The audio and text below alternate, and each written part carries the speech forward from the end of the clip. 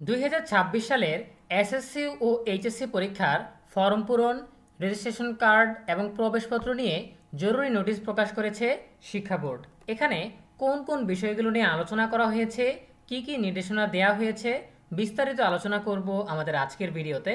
যারা এখনও আমাদের চ্যানেলটিকে সাবস্ক্রাইব করনি তারা এখনই সাবস্ক্রাইব করে রাখো, তাহলে শিক্ষা সম্পর্কিত সকল তথ্য এবং পরামর্শ সবার আগে পেয়ে যাবে।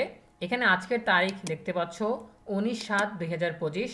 শিক্ষা প্রতিষ্ঠানের প্রতি জরুরি নির্দেশাবলী। উদ্বেগের সাথে লক্ষ্য করা যাচ্ছে মাধ্যমিক ও উচ্চ মাধ্যমিক শিক্ষার্থীদের রেজিস্ট্রেশন কার্ড, প্রবেশপত্র যথাসময়ে শিক্ষা বোর্ড থেকে শিক্ষা প্রতিষ্ঠানে সরবরাহ করা হলেও কিছু শিক্ষা প্রতিষ্ঠান শিক্ষার্থীদের কাছে তা যথাসময়ে বিতরণ না করে পরীক্ষা শুরুর কিছুদিন পূর্বে বা কোনো কোনো ক্ষেত্রে একদিন পূর্বে শিক্ষার্থীদের কাছে বিতরণ করে থাকে। ফলে ভুলবশত কোনো পরীক্ষার্থীর ফর্ম পূরণ না হলেও সময় স্বল্পতার কারণে সে সকল পরীক্ষার্থীর ফর্ম পূরণ করা সম্ভব হয় না। দ্বিতীয়ত বলা হয়েছে, অনেক প্রতিষ্ঠানে বোর্ড কর্তৃক বিষয় খোলার অনুমোদন না থাকলেও অননুমোদিত বিষয়ে শিক্ষার্থী ভর্তি করে, কিন্তু রেজিস্ট্রেশন ও ফর্ম পূরণের সময় প্রতিষ্ঠান কর্তৃক তাদের অনুমোদিত বিষয়ে রেজিস্ট্রেশন ও ফর্ম পূরণ করে থাকে।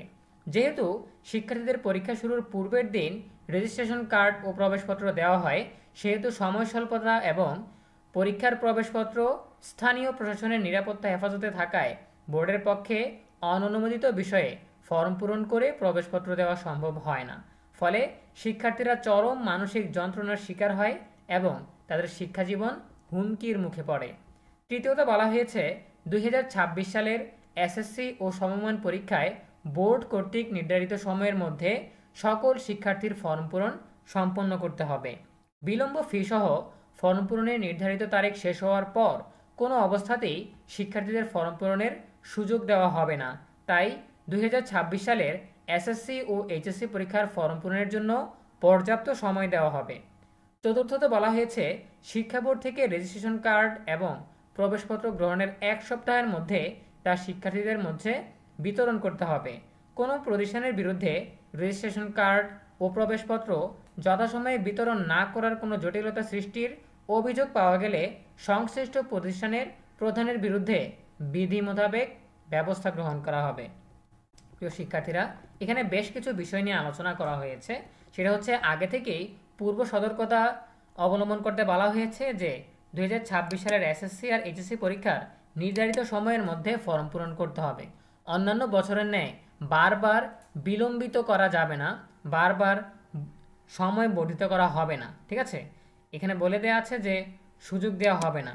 ঠিক আছে, তারিখ শেষ হওয়ার পর কোনো অবস্থাতেই শিক্ষার্থীদের ফর্ম পূরণের সুযোগ দেওয়া হবে না। সুতরাং বিলম্বিত সময় যেহেতু দেওয়া হবে না, বর্ধিত সময় যেহেতু দেওয়া হবে না, এই জন্য নির্ধারিত সময়ের মধ্যেই ফর্ম পূরণ করতে হবে।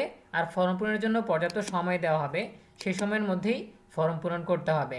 দ্বিতীয়ত যেটা বলা হয়েছে যে রেজিস্ট্রেশন কার্ড এবং প্রবেশপত্র বোর্ড থেকে অনেক আগেই দিয়ে দেওয়া হয়, কিন্তু শিক্ষা প্রতিষ্ঠান কী করে, পরীক্ষার 2-1 দিন আগে শিক্ষার্থীদের মাঝে রেজিস্ট্রেশন কার্ড আর প্রবেশপত্র বিতরণ করে।